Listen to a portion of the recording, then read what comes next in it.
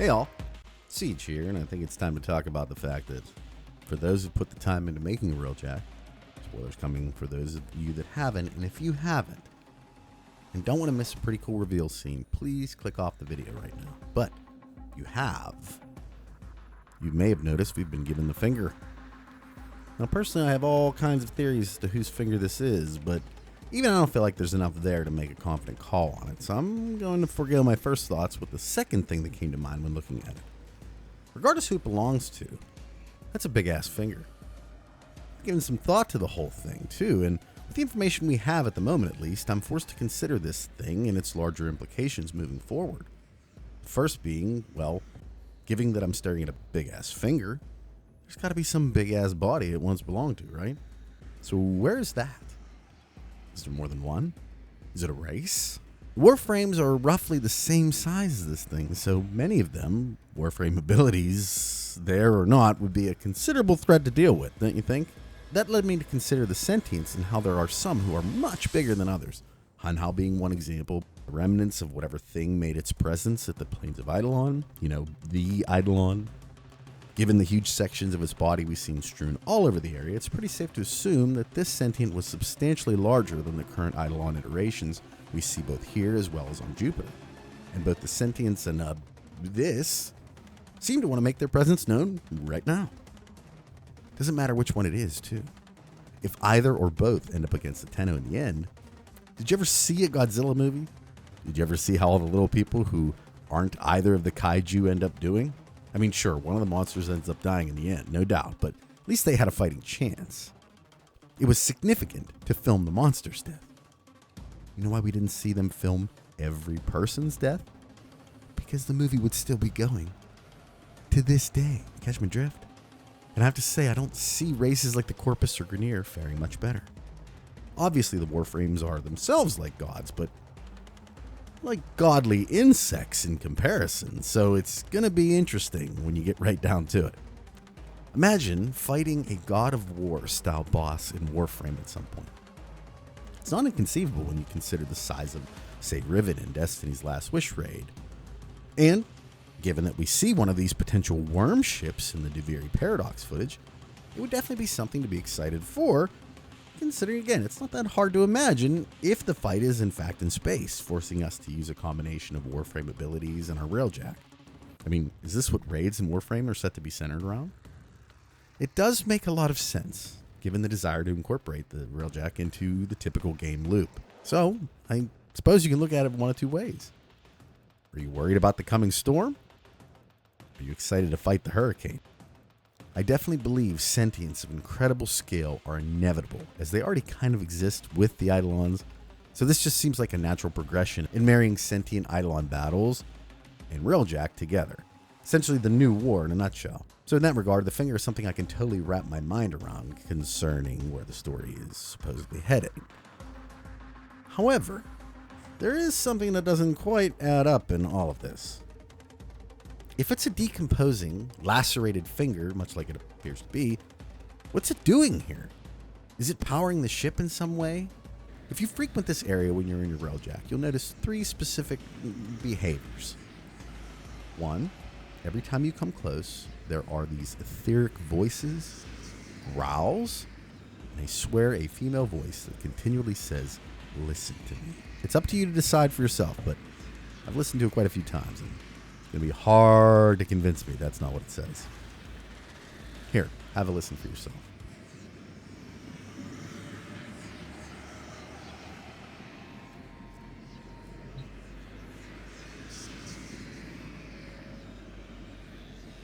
Also, your doppelganger Tenno's voice can be heard reiterating some piece of dialogue you've heard in the past, which kind of makes it hard to discern if this voice is something everyone can hear and is present right now, or if it's just in the Tenno's mind. Hey kid, what took you so long? Periodically, the Tenno's voice can change gender as well, so I'm not certain if that's significant or just something that kind of a screw up in the game. However, the thing that freaks me out the most as far as its implications are concerned is the fact that something keeps tapping on the damn glass. And here's the thing. given how much room the finger already takes up in there, and the fact that it moves when it's first lodged into the housing, which again, let me say, why is this contraption, which seems to have been specifically built to house this finger, on my ship?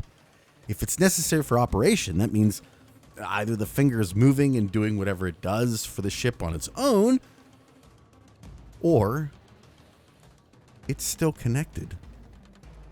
I think it's entirely possible that there's still an entity connected to this finger. Not like physically, mind you. But given the design of the housing appearing to be tailor-made for a 500-pound finger, one can only assume the finger is in there intentionally, right?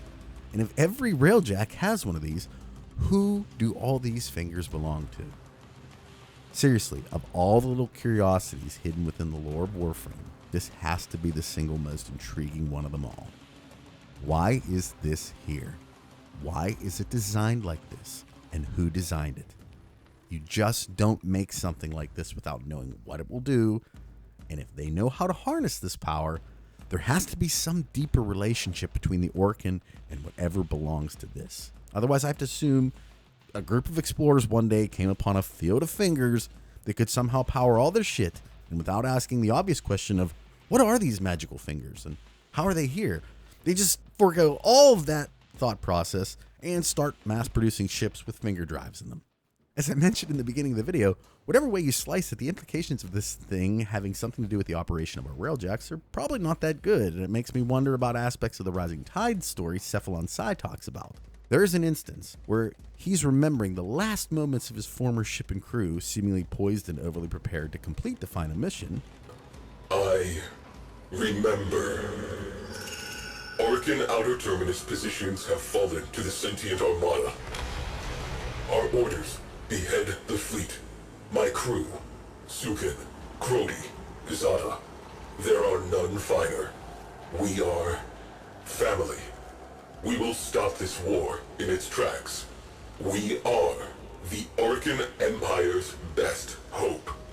We were. Void engines. Void engines. Zada dances our ship through forward lines. Crody identifies and prioritizes targets. Sukin's turrets track and terminate. Our reputation is earned. Our objective: a Turaga-class worm ship. Zada plots an arc. We accelerate. Zada plots a data-gathering lap around the worm ship. Sukin targets exposed launch orifices. Power redirects to the Tunguska capacitor. With a pull of the trigger, we will end this. The moment arrives. The moment arrives. And then, everything seemingly goes haywire, and the mission ends in massive failure. Preserve the crew. Tunguska capacitor charged. Sukin pulls the trigger. Nothing happens. Zada reports engines offline. Shields offline. Weapons offline. Personal lights flash on as the first missiles hit. I watch as Sukin, along with his gunnery chair, is sucked into the infinite. I watch as the port nacelle detonates. We are spinning. Zada calls for assistance. I am silent. Proteus attempts to save our engines proves fatal. I watch as he is engulfed in flame. Zada is alone at the helm. She beholds the distant flash of torpedo tubes. She says my name. The viewplate blossoms. She ceases to exist.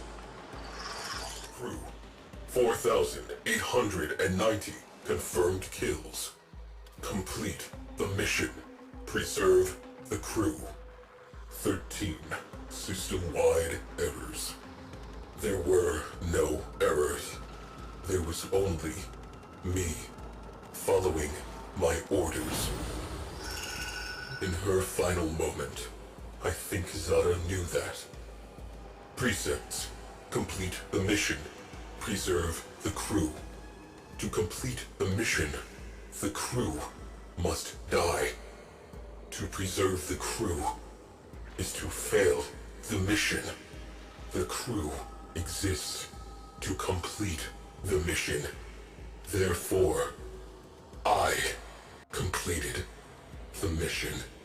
Or does it? Why was I given those orders? The story behind the rising tide is broken up in a way that makes it very hard to figure out what's going on. Truth be told, even when it's pieced together, it's still pretty vague, but the only thing I can definitively take from that is that the mission failed because something stopped the ship from functioning.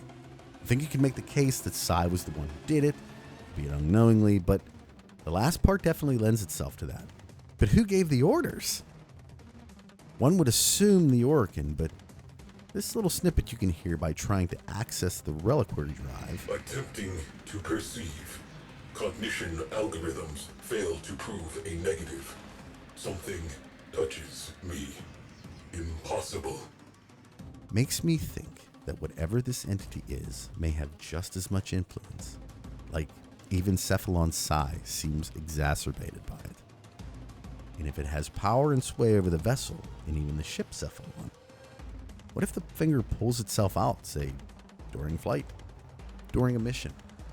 What happens? Does everything shut down? I'm hoping we get some more info regarding both the finger, obviously, but what happened at this point in the story? You'll have to let me know in the comment section what you think of all this and what it might mean for the future of Warframe, but let me leave you with this thought. More and more, it seems like the connection to the Void is understood, both by the Orkin and the Sentients, much more than any of them are allowing the Tenno to know, and the entity or entities that reside within, much more, at least, than any of the Tenno do. The Tenno really are on their own side. Who can they really say they trust at this point? Who do you trust in game? I can't wait to read some of your takes on this one. Maybe your insight will trigger something for me too. Who knows, right? So don't let me down. With that being said, I hope you all enjoyed the video today. Maybe it got you thinking about story and Warframe again. I don't know. I know it did for me though. Now, if you did enjoy the video, please consider liking or even sharing it, as it really does help out not only the channel, but my general overall mental state as well. Just kidding. Except I'm not. At any rate, hope you all have a wonderful day. Have a wonderful rest of your week and a great coming week. Talk at you in the next one. Take care, everybody. Bye.